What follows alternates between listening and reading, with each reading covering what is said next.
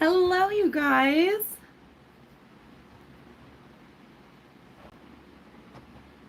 Welcome, everybody. So, I'm trying to figure this out, and I really suck. I do apologize.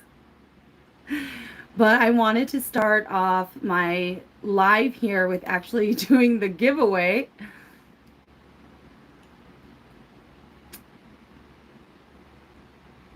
Thank you guys for joining early.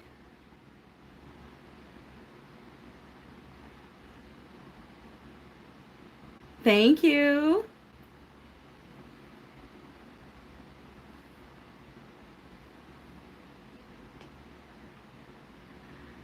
All right, so it is like 7:59 right now on my computer. So I am going to wait a little bit here until everybody gets in and then we'll get started. Oh, you're so cute. You're waiting for me all day.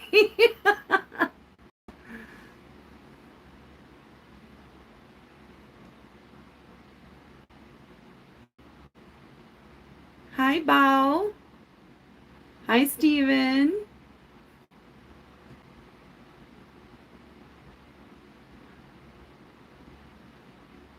I've been counting the hours. Oh my god. Kenji's here. Hi. Oh, I'm sorry if you guys are driving home.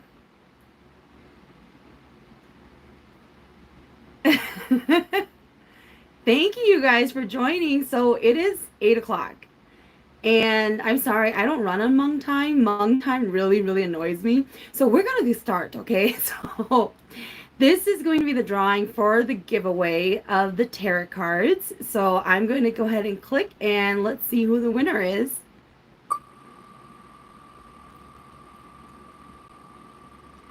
Crossing fingers for you guys. Miley Yang. I am writing your name down right now.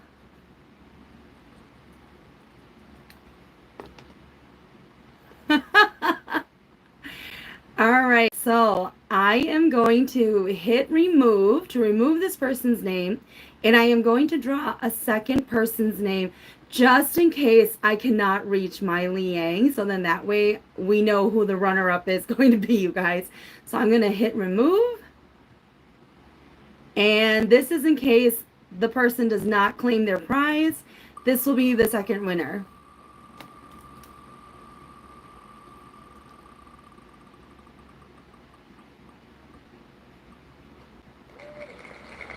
All right, so Cassie Vang, you will be contacted if we do not hear from the winner.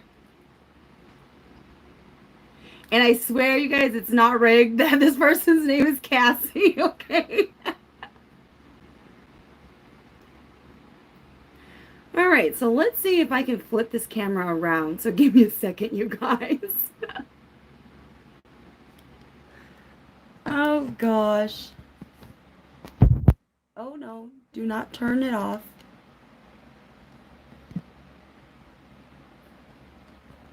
Okay, let me set up my tripod here.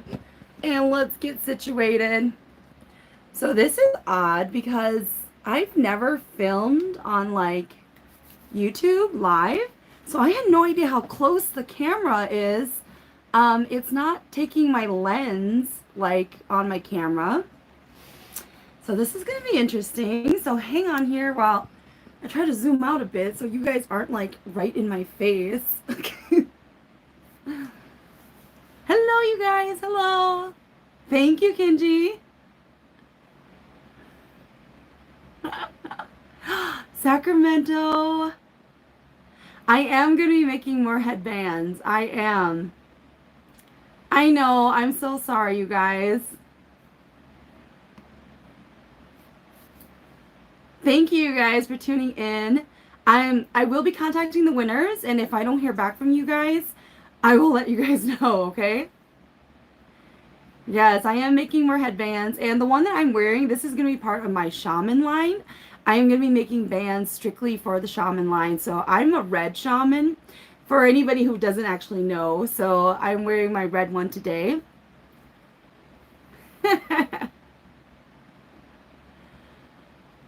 I think there's still more red headbands out. I think they just came out, you guys. All right, so as people are getting settled in, we're going to talk about ghostly updates, okay? So the first thing I want to talk to you guys about was last weekend, we actually went over to a friend's house. Thank you, you guys. We went over to a friend's house and we had a party and everything like that. And then as we were leaving, because my friend fell asleep, so I had to go to my friend and I was like trying to wake her up. I was like, you need to come lock the door because my boyfriend and I, we're the last people leaving the party, right? It's like 10 o'clock because if you know Hmong parties, they tend to drink once the party starts. And this party was for adults. It was their birthday. So they were like drinking around 3 in the afternoon, right? So now it's like 10 o'clock. We're ready to go home and we're the last people to leave. And so we're waking up my friend, and then I remember I was saying, and right as I was saying it, I was like, we're going home. Like the word home made me kind of freeze because I didn't want to say it. I wanted to just say, I'm going to the store. Well, I said I'm going home, so you need to come and lock the door. So that night, you guys, that night when I went to sleep, I had this crazy dream. It was me and my boyfriend. We were sleeping in our room. And then there was Ito Panzong. It was a female ghost that was in the house. And she was in the living room. And I remember I was like, oh no, like she's going to come into the bedroom and get us, right? Whatever that means. But she was headed our way. So I get out of bed. And this is all in my dream, you guys. And I'm looking for my junangs. You know, I'm looking for my shaman rings because I'm like, this is the only way we're going to get rid of her. So then I was like, where are my junangs? And I'm looking around, and in my mind, I have no idea where my junangs are. And so finally, something weird happens where they just appeared in my hands. And I start to oneng, you guys. Now, you guys know I don't have a shrine up, right? But in my dream, I was like, none of that mattered. I started to oneng right then and there, and I was like, this is literally how it was. Like, I go up to the ghost, and as I'm onenging, I'm hopping. Okay, you guys, I'm not walking like normal. I am hopping in my dream, like hopping towards the ghost. And the ghost is like staring at me, and I'm like, okay, like, I need to get rid of this ghost. And then all of a sudden, these 4 guys, they appear, and they grab her from, for some reason, apparently she has 4 corners because there's 4 of them that were there. But I remember they grabbed her by her arms and then they pulled her up into the sky and then she disappeared. And I woke up and that dream felt so real, you guys, because one, I don't just dream of onenging, okay, in my dreams. So, and then I was hopping around and then I had my junangs and I was hungoing and everything, you guys.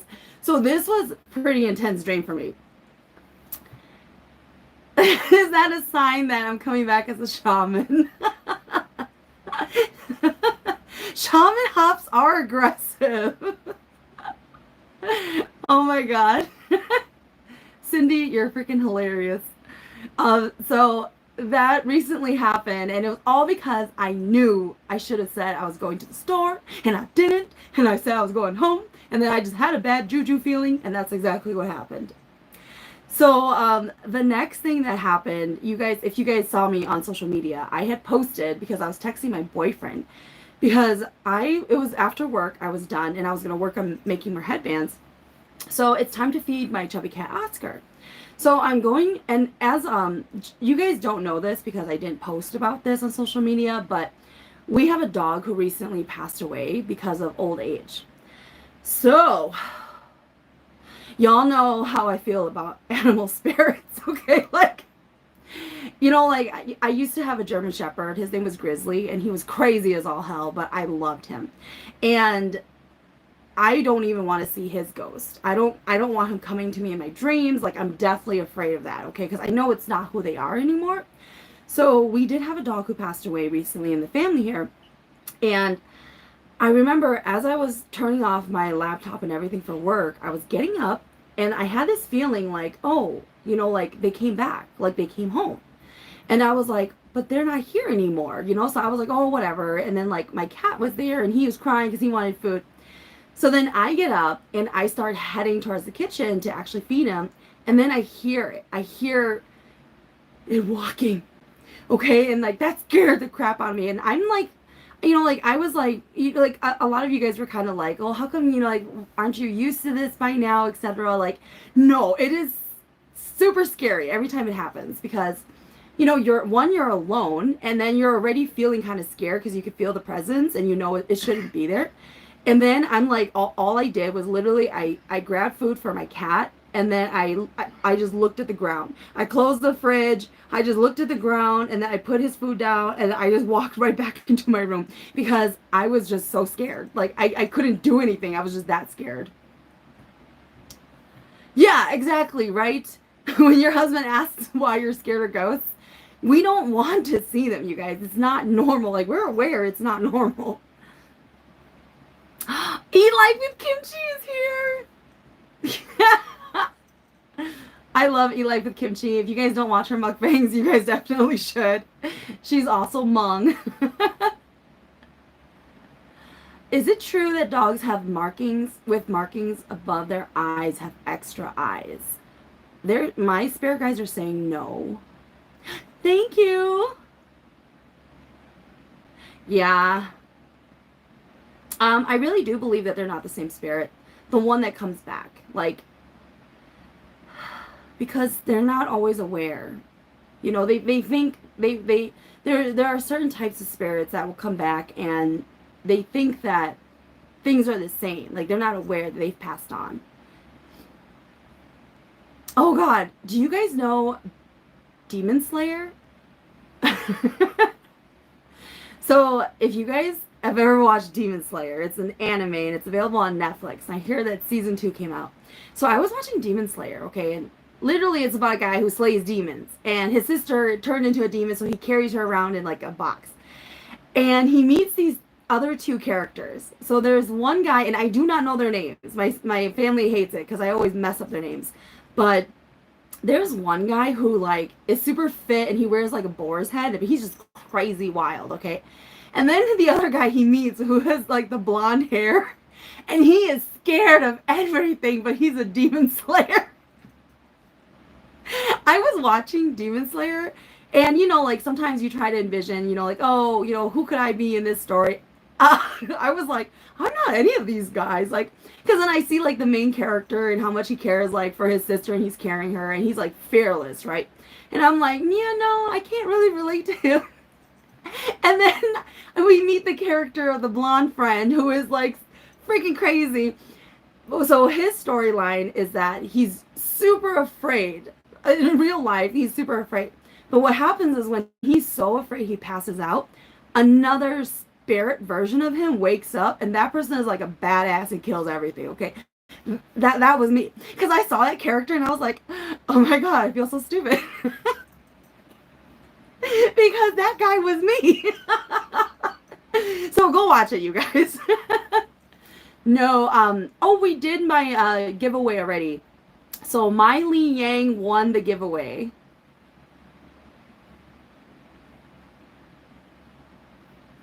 The Shaman King manga, I have not seen that. Hi, Angela. Hi, Jennifer. Okay, you guys. So I did get some questions that we're going to read over, you know, my time being live with you guys. I wanted to, somebody had messaged me a bunch of questions, and then I said that I was going to answer them live for them. So the first one was, how do I feel about the big stone fad? So, and she was talking about natural stones, you know, like how people like to collect crystals, etc., right? So I've mentioned this in other videos before. Stones do work. But if you notice my face, it's because you kind of have to know energy work for it to work. And you know, how do you learn energy work? You know, like for me, it was a little different because as a kid, you know, I was always around ghosts and stuff. And so they taught me a lot of stuff. And so I learned energy work through that way. But you have to know energy work for the stones to actually work. Some people believe as long as it's like sitting around you, you could feel its aura. Typically, if you could feel its aura, it's because you already naturally know a little bit of energy work. But to evoke it per se, it doesn't just, like, you have to turn it on. Like, it doesn't just float about the room, you know, if that makes sense. But I do understand why people believe in it, but I will also say sometimes you need a big version of it to kind of get what you're trying to do. So keep that in mind, you guys. But I do believe that it does work. It's just not made for the masses the way they actually promote it, that if you just buy it or obtain it, like it'll work. You actually have to kind of know how to use it. I did watch Hotel de Luna, you guys, and I tried making my boyfriend watch it, because this is the kicker, you guys. My boyfriend, he watched, God, what did he watch? He watched some Korean drama, but it was a lot of action. Kingdom. He watched because he loves zombie stuff, right? So when we're on Netflix and he sees another Korean drama, he'll ask me like, hey, is this like Kingdom? And me knowing Korean dramas, I'm like, yeah, it's like Kingdom. There's no zombies, but it's like, I know it's a love story, so I will trick him sometimes into watching Korean dramas. But he thinks that it's because they're all action based, and but they're really not all action based, as you guys can tell. So I did watch Hotel de Luna. I loved it, mostly because of the main character. I really like the girl. I did not like the guy, but I think it's because I didn't find him attractive. So I found it really hard to watch. Lee Min-ho is not attractive to me. Sorry. Okay. I have girlfriends who love Lee Min-ho, and I do not find him attractive whatsoever. No, Eat Life with Kimchi. I did watch that Peach Life Blossom. I did a whole video on that, and how long it was, and how I skipped quite a bit of it because it was so lengthy. I don't know, Lee Min-ho. I don't know if it's his nose or his jaw. Like, I don't know what it is. Thank you, Nu. We agree. Heaven's Official's Blessing. Oh, it's an anime. I think I started watching it, but I didn't finish it. Yeah, Lee Min-ho, he's just alright. Alright. And then my next question, you guys, I was asked, in the world of gods, and I wrote it down, y'all, that's why I'm reading it. In the world of gods, someone mentioned to this individual that there is no marriage, and is that true?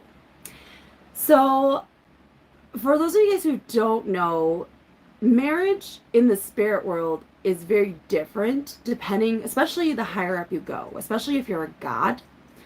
It's not about love.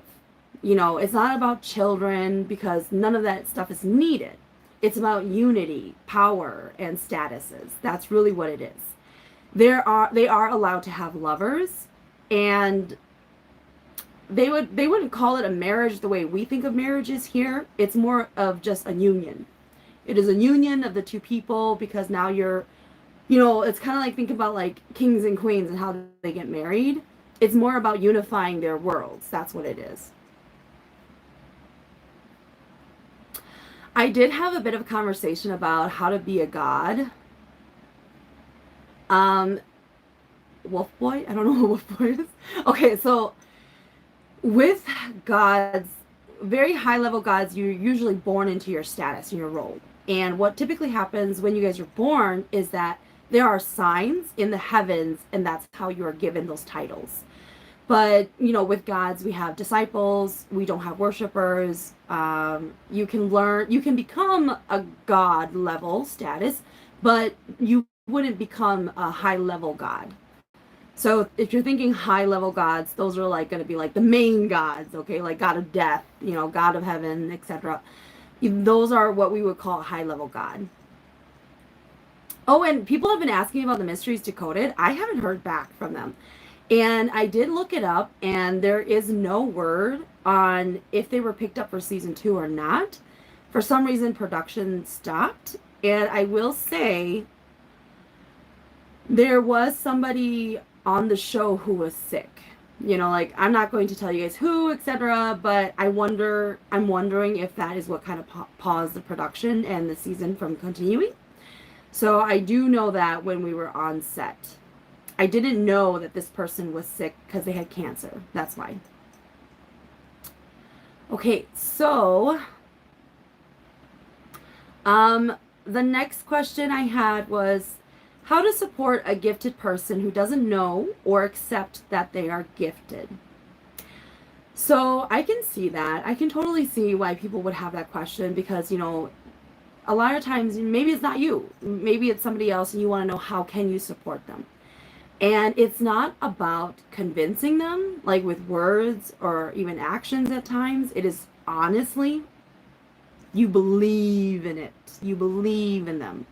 That is how you support them. Kind of like when you have weird things that happen to you, like spiritually, sometimes you're not comfortable talking about it to people because you're kind of worried about how they're going to see it or treat it or what they're going to say about you, etc. So that's kind of similar, but people will be more inclined if they know that you just believe in them. And really, a lot of times, even if somebody is really gifted, and they probably pretty much are a shaman, but they just, don't want to admit it, it has to do a lot of times, I find, that it's their belief and their confidence in themselves. And so you, as a supporter, all you have to do is really just believe in them. No, the guy from the show and the string, I haven't heard back from him. He did message me a couple days later. He said that he's been sleeping very well. Wait, so when we die, can we be a demon? Wait, what? So when we die, can we be a demon or spirit due to how we die and if we have something left to do on earth? So some people can become vengeful. You can become a vengeful spirit.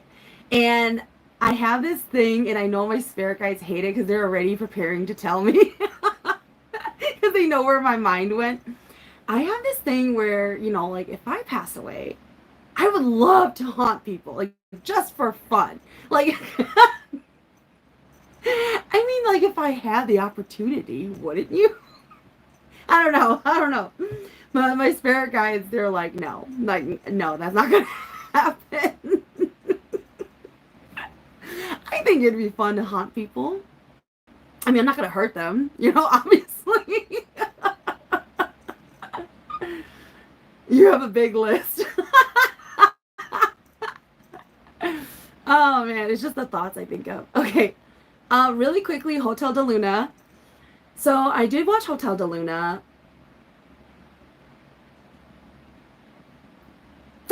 Like, it's a good fantasy show. It does not correlate whatsoever with the spirit world. We don't house spirits in a hotel. Even if you took that away, okay? Like, let's look at the basic structure of that drama. She is pretty much trapped there, and she has to take over a hotel. And it's been a while since I've seen this drama. And she needs a human person, right, to throughout the generations take care of the hotel for the human side of it, because she doesn't age and all that stuff. And so this caretaker comes in and she falls in love with him, yada yada. And then throughout the storyline, there's a bunch of ghosts that come through, and she needs to, or she's supposed to help them move along in the hotel. So they stay there temporarily until they're ready to move on. So that's not, in a nutshell, it's similar to, there is a Jew, like an owner of a place where a spirit could be. So if you have like, like how I mentioned, Hmong people, we believe in the 3 spirits. So one of the spirit is at the cemetery where they watch their grave, right? So there's actually an owner of that cemetery. And so they cannot just freely leave that cemetery, come and go, okay? Now, you can get rid of that spirit, all right? So some people are very sensitive about that topic, and they, they choose not to, but because when they go visit them, they feel that peace that they're there, right? And then you have the spirit that just kind of wanders a little bit before they actually move on. And then the one that goes right back to work and reincarnation and all that stuff, right? So, in that sense, it's true. But I will say this, you guys, in case you guys are wondering, I have been, remember I told you guys how I went ghost hunting once? And it was at a school, and a cop died there at the school. He was like, excuse me. He was like doing a route there, and then I think he dropped his gun, and so when he went to bend down to pick it up, he accidentally released it, and it killed him. And so his car rolled down into the school. And so when we were ghost hunting, they were looking for him. And they were looking for that spirit of the police officer who was deceased, you know. And so when something traumatic happens, even for Hmong people, we do a hupli. So a hupli is we go and gather your spirit, especially when it's like something traumatic, like an area that was traumatic for you. You got into a car accident. You pongpli somewhere. What is this? Alaska wind? I don't know what that is. Okay. Thank you. I didn't know I could get paid on here. Thank you. Oh, anyways, back to my story. So, you know, like something traumatic like that, the spirit can get lost and get stuck there as well. So, and that's why we always say for Hmong people in our culture, after a funeral, you should always do a ceremony, because then a shaman should come and take care of all of that. And you know, like during the Hmong funeral and stuff, I don't go into a whole lot of details about the Hmong funeral because a lot of it is part of just our tradition, not really the religion part. So with the Hmong funeral part, you know, when they have the king, I could hear it, you guys. It's not a flute. I called it a flute once, and somebody corrected me. I think it's an organ. But anyways, so for Hmong people, we do have an instrument, and you know, like with the drums and everything like that, it is like a trance. It puts the spirit into a trance to follow and to go onto the path they should. So that's why we do those things. So that way, you know, if somebody had passed away, you know, fishing or out in the water somewhere, or even hunting, you know, or a car accident. So we do all of those things to ensure that the spirit is intact and not stuck here. So that's what we do. Okay, what if a couple, ooh, these are so fast. Okay, sorry you guys. King. And you guys know what's really funny? Okay, so a lot of you guys on Facebook, you guys have traditional Hmong names. So as I was getting them all entered into the system for the giveaway, I was like, oh man, if this person wins, I don't think I'm going to say their name. Because some of these names, I was like, how do you pronounce it? I can read Hmong, but I have to remember some things before I can say it. Lo Yang, Tassie, do you remember me from Sunrise? Oh, it went so fast. Do you remember me from Sunrise Middle School? We were friends because we were both at a young age? Or was it you telling me my future? I did go to Sunrise Middle School. We went to White Bear Lake. I don't know the Lo Yang, but I see a vision of a girl. You're a girl. Joanna? I'm sorry, but I do recall, or I feel like you're Joanna, if you are Joanna from middle school. Thank you, guys. I don't know what this money thing is. Hi, Joanna. It's been a long time. Okay. What are my thoughts on spirit eggs and statues? What do you mean spirit eggs and statues? I see you. I don't know what spirit eggs and statues are. Joanna, reach out to me on Facebook. Reach out to my Shaman Memoirs channel. Okay, spirit eggs and statues. What are you guys talking about? What statues are you guys talking about? David and Chi. How do we connect with our guides when we don't have a third eye or don't fully take over?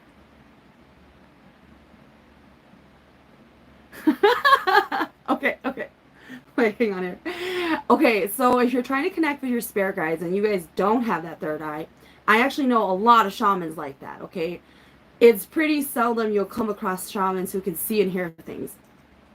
You're going to hate this, but it's weird because when I talk to shamans who can't see or hear things, excuse me, I can tell that they can feel them though, but they're choosing not to listen.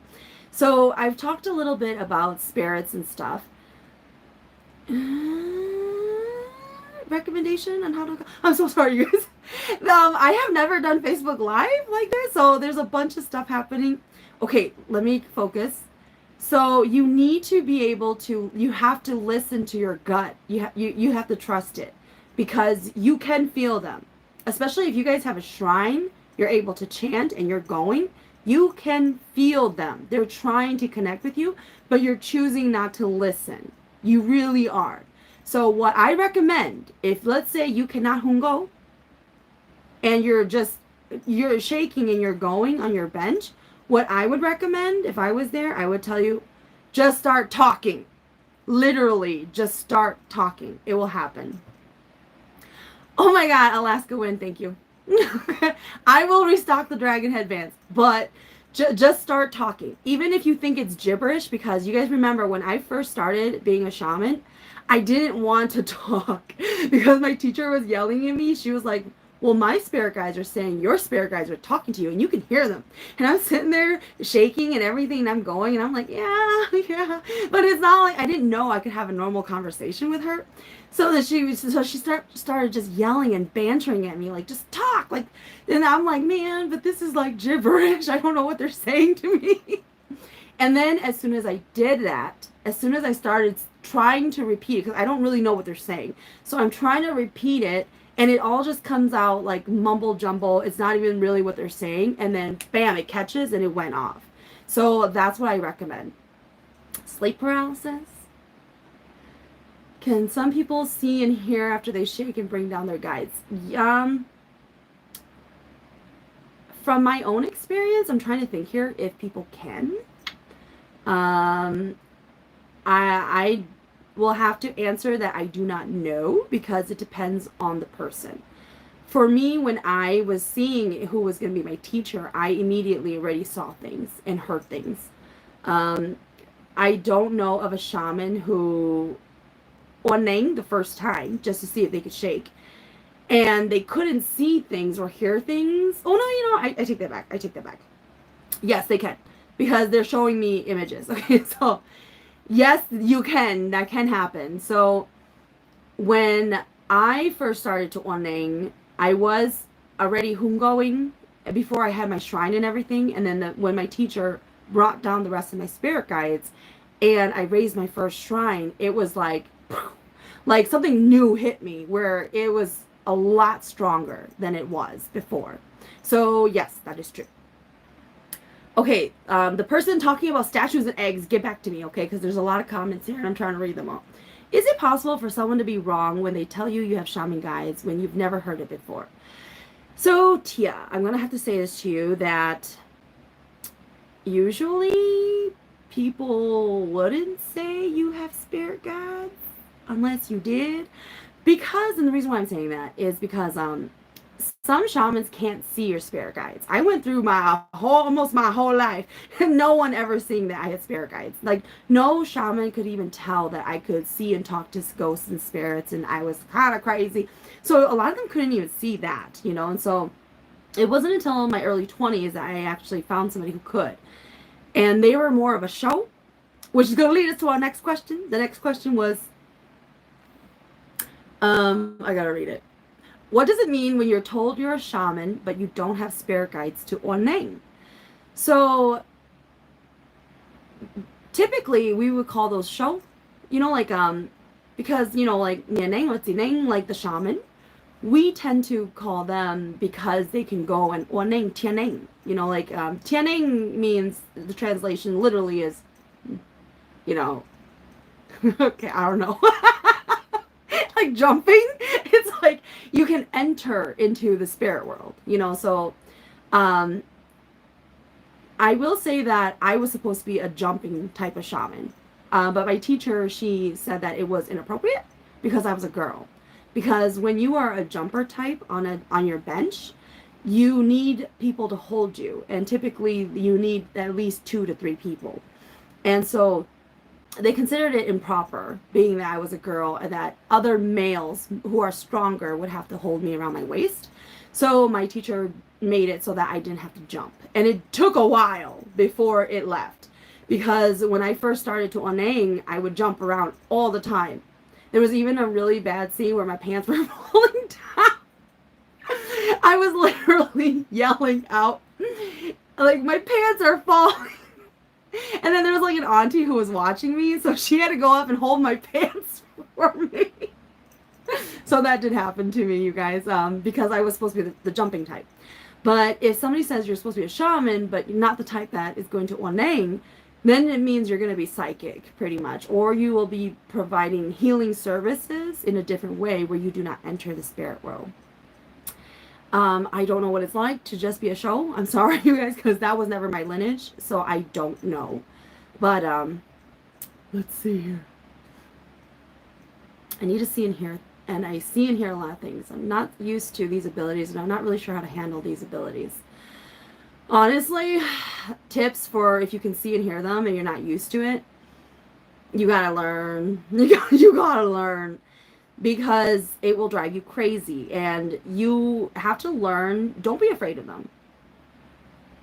Like, they're just looking at me like, what do you mean? Don't be afraid to tell them your limits. You know, like, I'm a smoker. I'm not supposed to be a smoker. I'm not supposed to drink, you guys. So don't be afraid to tell them your limits. Like, what do you need as the mother or the father housing them? What do you need? You know, I know it was bad. Like my girlfriend, who's my best friend, and she's a great shaman. She's always like, I don't know how the hell you did it, Tassie. Like, well, how do you negotiate all the time? She's like, what the hell? Stuffed animals being naturally attached to one is a dumb question. Child fun, man. You know, I'm not gonna lie, when I was younger, I saw a Korean drama of a woman in her late 20s, and on her bed was literally 1,000 teddy bears. And I was like, what adult woman has a bunch of teddy bears?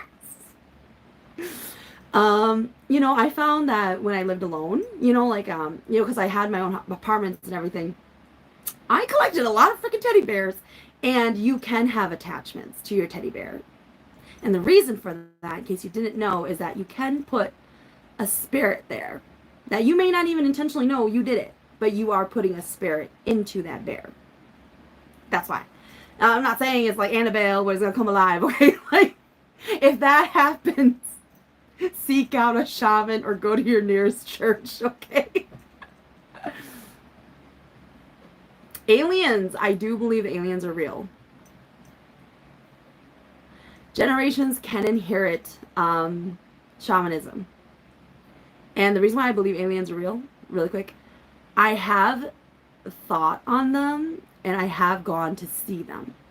And I don't do it anymore because they can see me, so I don't do it. Wow, she stops having bad dreams when she starts. Yep. So think of it a teddy bear. Think of it like a talisman. You know, in my last episode, how I talked about how you can enchant objects. Yes, it is possible for some shamans to not see your guides, but others can, and that has to do with your levels. I don't talk about levels a lot. You guys know this. I mentioned this in a lot of videos. Because some people get really butthurt over it, okay? Like, I don't care what level somebody is, because we also gotta work to eat, okay? Like, it doesn't matter. But for some people, they feel like it's a slight to their spirit. Kind of like how some people really, really want a huge shrine, but they really don't need it. Because some people think they're going to be a more powerful or stronger shaman if they have a really, really huge shrine. Thank you. Yes, a shaman can put a spirit into any object to protect somebody. The thing is, you have to know how to do it. Why would you protect your teddy bear with a red string? Okay. Where's your waiting list for student? Y'all, I'm telling y'all, okay, like, you know, for me being a teacher, Okay, so I haven't told you guys this, but there was a time when I was a teacher to somebody who I felt really constricted in that relationship because of the Mongkechai, all of the traditions that come with it, because people saw it as I should be honored that this person asked me to be their teacher because of who they were in the community. So, but this person was not somebody who I would ever had said yes to if my teacher hadn't put me in the position that I had to be their teacher. And so just so you guys know, I'm not that great of a teacher, you guys. I'm pretty damn strict, okay? Like, I'm really, really strict, you guys, when it comes to being a teacher. It's going to be, I have a lot of expectations, but I live up to those exact expectations. But I have been told I have very high expectations. But, you know, like, okay, and this literally happened. Like, I was talking to my sister. Hello, if you're watching. I was talking to my sister, and I was explaining something to her that was very, in my mind, black and white. Like, very simple. But the kind of questions that she was asking me, it made me realize this, she don't know what I'm talking about. So, and then I literally just looked at her like because I'm like, what's wrong with you? Like, I literally said A plus B equals C. Like, but she's like, well, does that mean it could equal G? Like, I'm like, where did you get that? So, like, I can be pretty strict. Like, if I tell you, you better go within the next month or two, like, you better deliver. All right. Have you met any other dragons like yourself that are shamans? I have met other dragon types. And how different are they from the spirit realm versus the ones from this plane of existence? And how different are the dragons? Oh, so it's pretty different, you guys. Okay, so first off, I'm going to answer that question. Dragons like yourself that are shamans, we're very different from those who are like at the lake. You know, like those kind of dragons, right? They tend not to leave their premises because they have no need to. Why would they want to? And it would be very, very difficult to get them to leave. And so, and usually if they do and they're unhappy, you know, terrible things happen. But so it's hard to relate that, you know. It's like trying to compare an apple to corn, you know, like it's just, we're so different. And when it comes to shamanism, you know, we always have one goal. Our goal is to always, you know, if you're a dragon, you are always trying to protect the shaman and whatever your skill set is, and then of course whatever the goals are of that shaman. So I do find though that a lot of people who have dragon types for their spirit guides, or they are a dragon, because there is a difference. You can not be a dragon but have dragon spirit guides, and then you can be like me where you are a dragon and you have dragon spirit guides. So, you know, it's very different in that sense. When it comes to, like, if you are a dragon type, you know, like, they tend to really, you tend to have an easier time, I found, things make more sense because dragons are born innately with a lot of knowledge. And that's why those shaman types, they tend to think a lot and know a lot. But what I do find is that a lot of them, they tend to struggle with confidence. That's what it is. So once you build up your confidence, though, and you trust in your dragon guides, then you're like, oh. But I do find, too, that a lot of dragon types do hear voices the way I do. So many people are awakening as shamans because there's a war happening on the other side. What's your take on this? I have been asked a lot about spiritual warfare. And there's a lot of spiritual warfare, you guys. And one of the big things for me is that I love being here because I'm so tired. Okay, like, this is my break. This is my vacation, you guys. It is very draining. You know, a long time ago with TassieYang.com, I used to write some of my blogs out there, my recipes for Tassie Eats, right? And so one of my blogs was about my time with where I was being raised and I was being taught by the god of death and the god of war. I spent a lot of time with them. And it's just never ending, you guys. It's really never ending. And, you know, if you guys notice in some of my videos, I talk about who told you that the heavens is the good people. Like, who actually told you this? Like, you know, like, everybody could have justifications depending on what side they are. And we have our duties and our loyalties because we are people of the heavens. So it's different, right? But even then, you know, like, we're taught so many things, especially because of our duties and what we are responsible for. It's not black and white. You know, like, there's a lot of gray areas where even if you are aware what you're about to do isn't right, it's in the works of the heavens, you know, so, and it's part of your job, pretty much, so you have to do it. Have you met other gods reincarnated? If so, do you guys remember your past? Only I have had one person. So this is kind of trippy, but somebody once wrote to me and they asked me something. And before I even looked at their email or their response or anything like that, I actually saw a vision of them and we knew each other from the spirit world. And they asked if I remember them in that actual email. Because I saw the image first and then I clicked on the email and then I was like, oh, it's you. Like, so I have met other people, like, through messaging me back, that I do remember them from the spirit world and they actually remember me. Hi, Penny.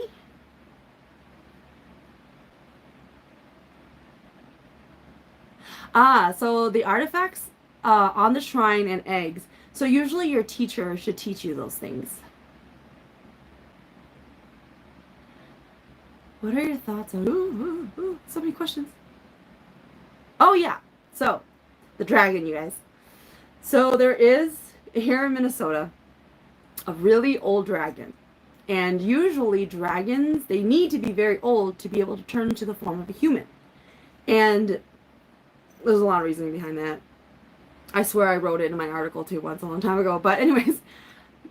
When dragons are born, they are born in their dragon form because that is the easiest way to protect them.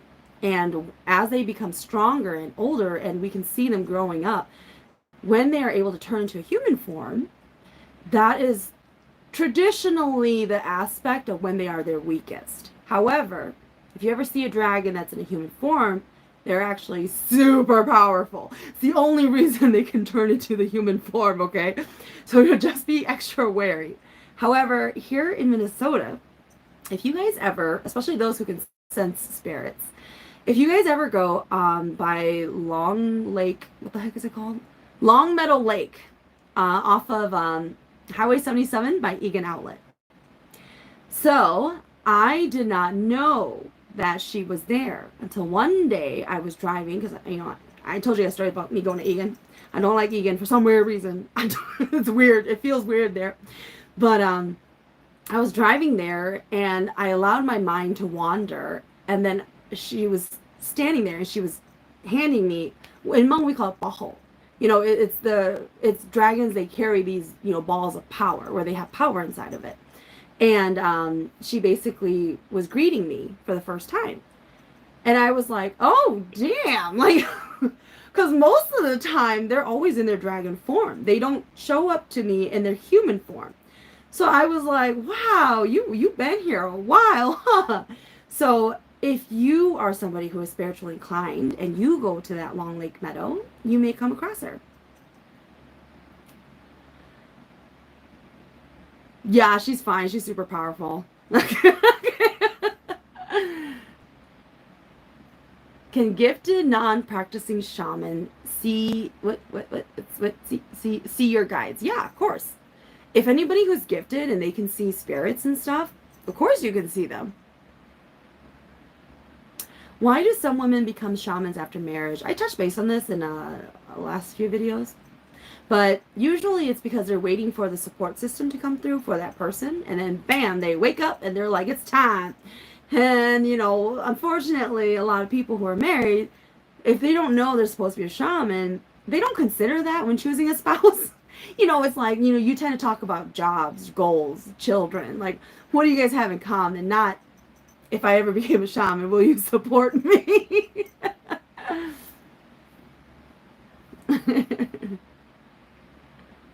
There are dragon schools. There are. A lot of dragon children go there. Humans are not allowed to go there. Even if you married into a dragon, you're not allowed to go to the dragon schools because you cannot do the things they do. The Dragon Council, for anybody who's wondering. So in the shaman community, for the Hmong people, we may call it different things. And they may appear to you in different ways because they are able to shapeshift. However, it does exist, you guys. Repeating numbers. I always get people asking me about repeating numbers. That's usually when spirits are trying to talk to you. And the reason for that is that it's the easiest way for them to try and communicate with you. Because it doesn't require a lot of energy to just make you look. That's why.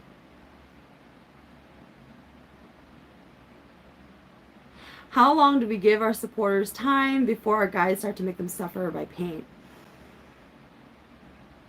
That's that one's really hard to answer just because it's more of a, you know, a new kind of a term, which basically means in the future, or, you know, like it's when the time comes, you'll feel it and you'll know. And I would definitely say for anybody who's worried about facing the pain, that tells me you can't handle the pain. So then I would tell you, just do it, okay? Like, whereas the people who are like, I'm just gonna wait till they make me sick, that means you can handle the pain. That's why you say that. I'm not that kind of person. Once they told me I'm gonna die because I won't become a shaman, I was like, hit me up, I'm ready. Let's do this.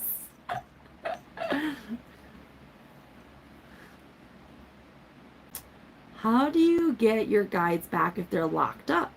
You need to find a shaman who can see it. They need to see that they're locked up and how to get them back. Tigers are funny. Okay, so I actually had this conversation recently where I was explaining to somebody how, okay, it all makes sense, okay? Prepare for my tangent. It doesn't seem like it's gonna make sense, but it's gonna make sense, okay? So I was talking to somebody about their spirit guides, and they are not Hmong. And my spirit guides show me an image of an animal. And I was like, what is that? Is that a bear? Like, is it a wolf? And then I saw Twilight, okay? The vampire movie, TV show. And I was like, oh, it's a wolf. And so what I was trying to say, though, is that what you guys see as a wolf or a tiger, it looks very different in the spirit world. That's why. It's not an exact replica, what you guys might think it's supposed to look like. That's me answering y'all mermaid questions as well. Everybody asks me about damn mermaids, okay? What you think mermaids look like? I wish you knew what they look like. Could spirits or ghosts get angry and go after shamans? Oh, of course they can. And that's why we kill them. Okay, so like... Okay. Hubby was told he has Nang. I didn't though, but I get messages via dreams, images, and feelings. I didn't want to go through the journey. I'm a scary cat. Okay, so I'm going to tell you this. Usually couples come with spirit guides, which means it's both of you. It's not just one of you. And the reason for that is people tend to be attracted to one another a lot of times because of their spirit guides. That's why. Because if your spirit guides didn't like each other, you wouldn't be together. So your spirit guides make it very clear when they don't like somebody. You can be scared. And somebody had recently asked me, and I just messaged them back, I think just yesterday or something, that they believe a lot of women or females are becoming shamans. And, you know, why is that? And I don't necessarily believe it's true that it's mostly women that are becoming shamans. I believe that men tend to be more skeptical, especially that it could be them. You know, like they're like, I've been living my life just fine. Well, I'll tell you this. So it's about when you wake up. So what I mean by that, I'm talking about sometimes people, you think you weren't haunted, but if you look back and you really think about the scene and what happened, you're like, holy cow, there was a ghost right in the corner the whole time, or that's why that kept happening.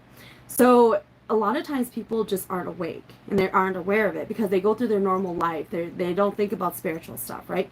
And so it's this thing where it's like you're half awake and you're half aware of it, but at the same time, you're a realistic person. So if they don't pop out at you the way I could see it, then you know it's going to be harder to convince you of this. Whereas women, I find, women tend to listen to their intuition a lot more, and that's why. And women tend not to be as afraid of becoming a shaman, whereas men takes them a long time. It's like pulling teeth that aren't ready to let go. When you eat a spirit or demon, do they die or where do they go? They get absolutely destroyed. I don't want to talk about getting a phone call from the dead. That would be terrifying. Okay, I would never want that to happen. Is it possible to portray artwork about the spiritual side? Of course. I've done that. There's actually a very specific drawing. I've touched base on this before where there's a drawing that I do and it represents entering the spirit world. But you can portray artwork about the spiritual side. There's nothing wrong with that. How do you know when to begin your shaman journey? Whenever you want, honestly. If you go, the hardest part isn't beginning your journey, it is finding a teacher. Okay? All right. And there's a lot. What are your thoughts on new awakening shamans buying tools without an altar or no master yet? I have no problem with that. You guys can buy your tools without a master or a teacher yet. Some people, they like to just have it in their house or in their closet. And sometimes what they don't realize they could be doing is trying to enchant it. But your tools and everything should always be cleansed before you use them. Like, make sure you guys clean them. And for Hmong people, what we do to cleanse and make holy water, I always call it holy water. Shaman holy water, you take 3 strips of joss money and you burn it over a big old pitcher of water, and that makes holy water. Some people also boil or simmer the water with, we have these silver bars that is typically found on a shaman shrine as well. You put that into a pot with boiling water. Okay, you don't boil it, okay? You want to just, bring it to 130 degrees. When you start to see the little bubbles in the bottom of the pot, okay? Then you turn it off. And then you pour that into a bucket of cold water. And then you burn the 3 chonda, which is basically the 3 joss monies, over it. And that makes holy water. You can also bathe in it too. But typically every new year, whenever you put your shrine down and you put it up, etc., or you buy new tools, anything like that, you need to wash all of your tools in that. And then you make sure you dry it really well, especially with the rings and everything, because you don't want to get water to get stuck inside where it can rust. So you want to make sure you wrap it around a towel and shake the heck out of it to get as much water out of it, so that way it doesn't rust for you guys, and let it air dry. And then you put on fresh strings on all of your tools. Have you ever met someone from your spiritual previous life? I have not met anybody from my previous life. Do you give books in the spirit world? What? Do you give books in the spirit world? You talked about gods giving you books. This is a way of communication. So yeah, the books, definitely. The books that I used to always get in the spirit world, it was really annoying because I knew every day that they would give me more books. What it was, and I didn't correlate it until much later, it's actually knowledge. So instead of them standing there and breaking down the dawn of time, Noah's Ark, they literally just handed me the books, and then when I went to sleep and I woke up, the knowledge was just there. So I wasn't aware I gained the knowledge, but if somebody asked me a question, I'd be like, I would know the answer. And I'm like, how do I know this answer? That's what the books really were. Can I do tarot card readings for fun? I could, but I will tell you that if I practice tarot cards a lot, I do get a headache because it's not supposed to be my method of it. Pang, you're hilarious. Hello, number 20.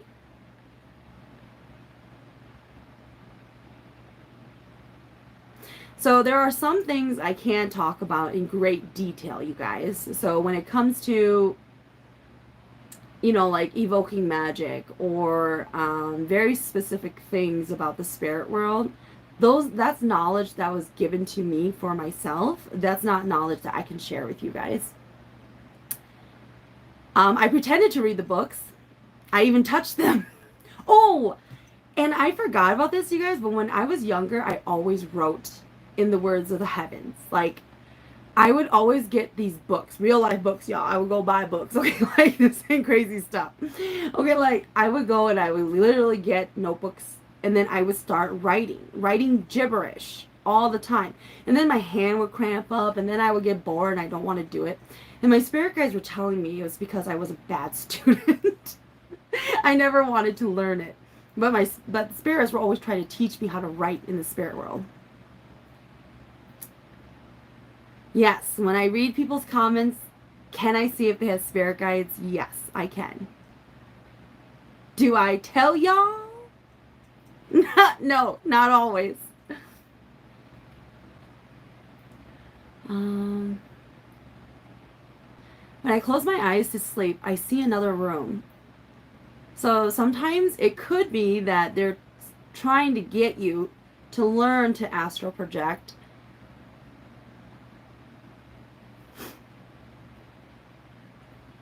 I will be making more headbands.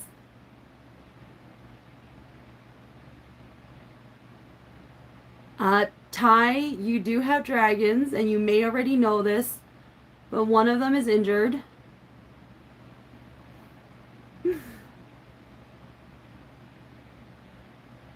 So why do people fear the lakes? Usually you would have a sense of fear because, and this is funny too, because I just had this conversation with my sister.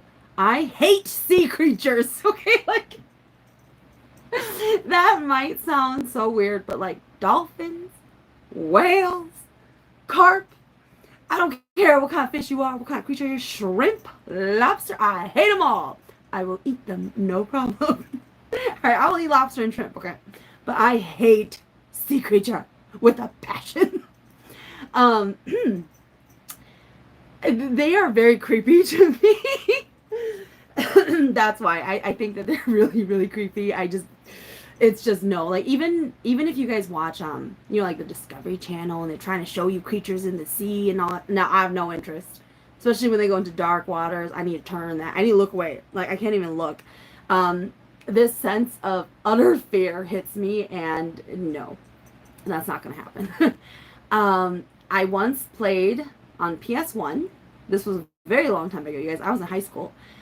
I just got the Tomb Raider video game as a gift. And I remember I was playing it and playing it, and I love playing Tomb Raider. I was like, oh, this is so much fun. And then my stupid character fell into the water. It was like a mud water, and the screen just starts spinning like crazy. And all you see is this dark water, and you see like freaking seaweed and everything. I screamed bloody murder, and I turned the game off. I've never played it since, you guys. I no longer play Tomb Raider because of that. Oh my god. Traumatized, exactly. So I used to think, the whole fear of dark waters, okay. I used to think it was because I wondered if I died in water. Because, you know, sometimes they say when you have an irrational fear in this lifetime, you were probably traumatized spiritually from something that happened to you really badly in your last lifetime, right? And I carried that thought with me all this time, and I was like, but then once I became a shaman, I was like, that's not even true. Like, what the hell? Like, sorry to bust your bubbles if you guys thought so, but I realized it wasn't even true. Like, that's not the reason why I feared it. But now that I am a shaman and everything, I don't have that same innate fear I used to have, like how as bad as it was, you know, because I do something and then I don't have the fear. But usually the reason why you would have that fear is because you have something on you that is really afraid of what's in there. That's why you have that fear. Yeah.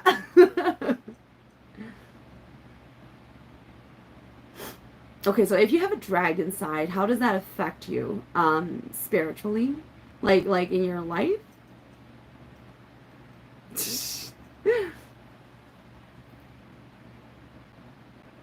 Beauty love, you missed a lot. We answered a lot of questions. uh yeah, I can swim. I love water. You guys, don't get me wrong. I love water. And you're cleansing.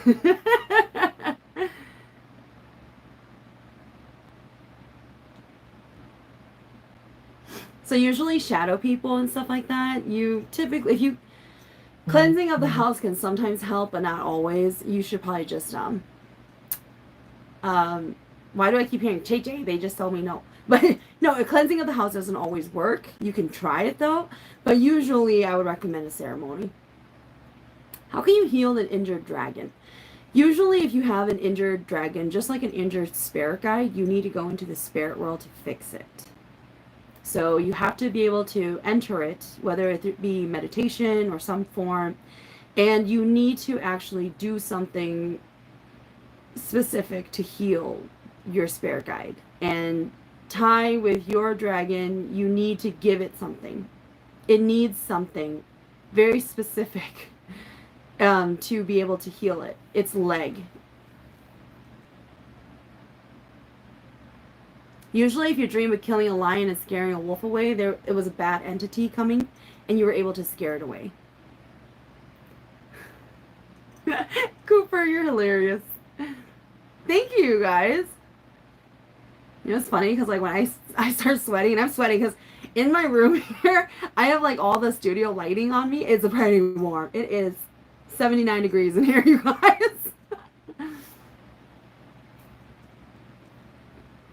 Yes, someone can be a shaman and play the tool.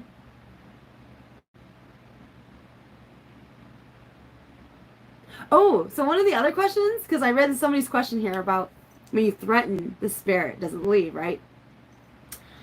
Can ghosts or demons hear your thoughts? Okay, so ghosts can if you know how to.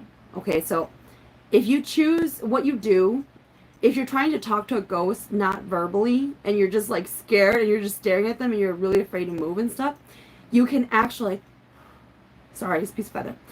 You can actually, you have to project your words towards them. Then they can hear it, okay? Now, when it's a demon though, they can just pull it out of you. Like, it doesn't matter. Like, even if you're trying not to talk to them, they will start saying all sorts of stuff to you. And it's a lot easier to hide it from a ghost than like a demon. You know, a demon will just pull things. And you can tell what the demon's pulling because you'll see it. You'll feel it. Like, if a demon wants to know what scared you as a child, the thought will just come in front of you. And you don't know why it's there or why you thought of it. That's what they do. Are angels considered spirit guides? It depends. You know, different religions, different beliefs. Some people believe that spirit guides are just angels, you know, and so it really just depends, but I know them to be different. Okay, like when I think of spirit guides, I think of it as they're tied to that individual and not an angel. Whereas angels, they have work to do, okay? They're not tied to a person, usually. You could be a descendant of an angel. I'm just saying. Okay, so in case you didn't know that. You could be a descendant of an angel. But, excuse me, but what I was trying to say, though, is that angels usually will come when they have a very specific task for you, like the angel of death when they came to me. So angels can come to you for very specific reasons, but you can send angels too. But you have to know how to do all that. There are lineages, especially of Western descent, where they are descended from angels.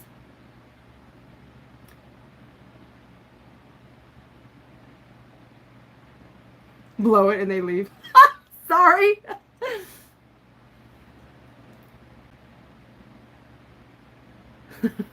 Sorry, Beauty Love. I'll save it. It'll be out there so you guys can see it. All right. Do I believe in fairies? Yes, but they do very different things. Evil and CPS. Oscar, he's not in here. Usually he's in my room because it's warm, because of all my lighting, but lately he comes only if he wants food.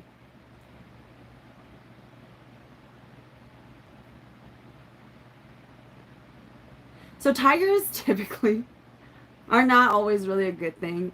You know, okay, the Hmong old story of tigers.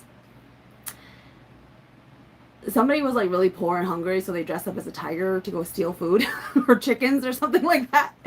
And then somebody cursed them, I guess, and then they turned into a real tiger. So tigers are really known to be morphing evil ghosts, basically, who could come and try to steal things to eat it.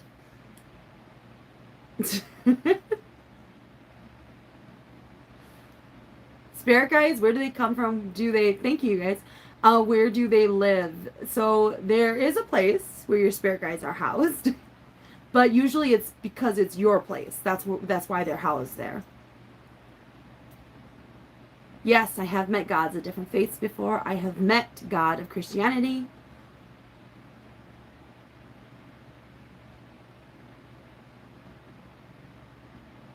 I don't know what Hmong tiger movie this is.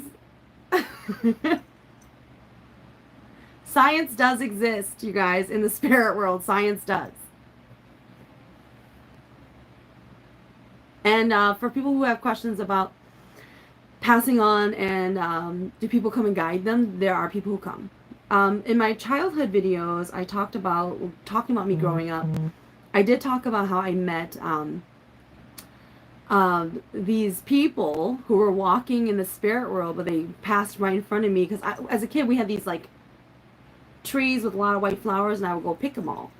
And this is before I went to school, and I remember they were passing by me, and I said, "Where are you guys going? What are you guys doing?" Because they were like walking in a straight row, and they stopped and they looked at me like, "Oh, you can see us," and they said that their general had passed away, so they were going to go pick up their general. And for some reason, I was like, "Cool," and I went back to picking my flowers.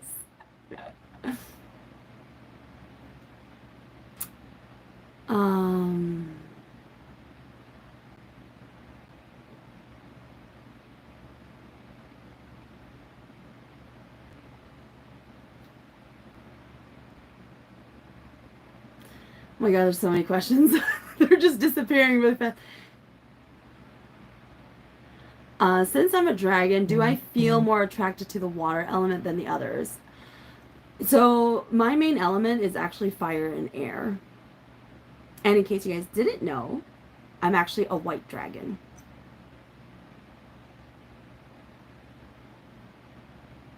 Oh, and some people, does it ever get overwhelming for me to know so much?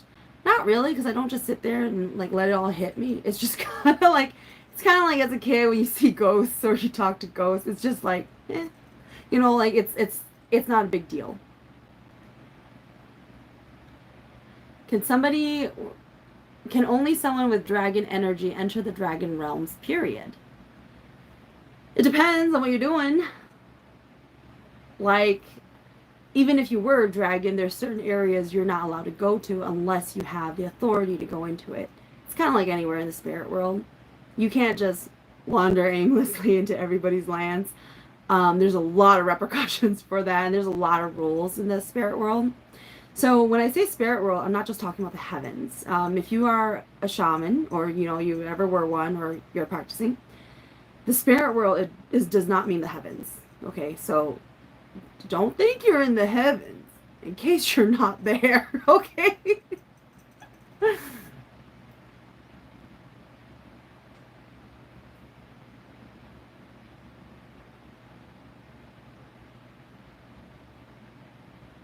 Is it okay to pray to a Christian God even after you have spirit guides and you're a shaman and all that stuff? It definitely is. Like I say thank God all the time. So definitely they are real, you guys. Just so you guys know, like Christianity and the God of Christianity and everything like that, that's definitely real. All right, you guys. So it is getting pretty late right now. I'm like checking here. It is getting pretty late, and I feel like my eyelash hair is falling. It's from the heat, you guys. It's like 79.4 degrees in here. So it is getting pretty late. I love chatting with everybody. It was a lot of fun. I think I'll have to like try to go live more often as I can, just because I really hate editing and waiting the loading time and everything, you guys. So thank you everybody for attending my live here. It was a lot of fun. Thank you so much, you guys. I appreciate you guys. Until next time, bye everybody.